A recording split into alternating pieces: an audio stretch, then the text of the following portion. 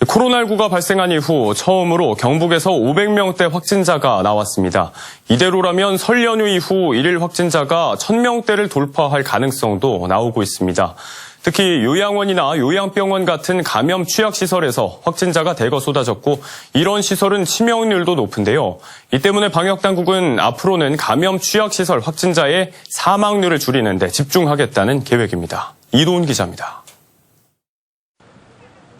경북도 내 코로나19 일일 확진자 수는 지난 18일까지만 해도 80명대에서 100명대 사이였습니다.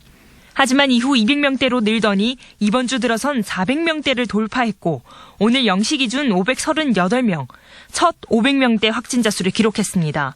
오늘 오후 4시 기준으로는 577명으로 600명 선을 눈앞에 두고 있습니다. 한 달 새 10배 넘게 확진자가 폭증한 겁니다.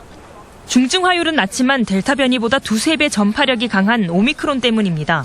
상황이 이렇다 보니 방역당국은 위중증 환자 중심의 방역을 더욱 가속화합니다.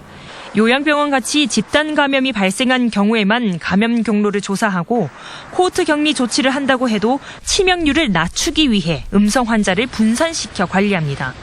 이를 위해 경북 북부권은 의성, 남부권은 경주에 별도의 시설을 마련합니다.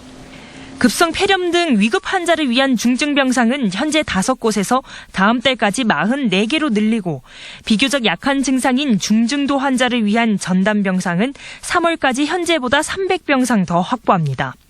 재택치료는 최대 10,000명이 받을 수 있도록 다음 달 10일까지 관련 의료기관을 10곳 더, 먹는 치료제 처방약국은 23곳을 추가합니다.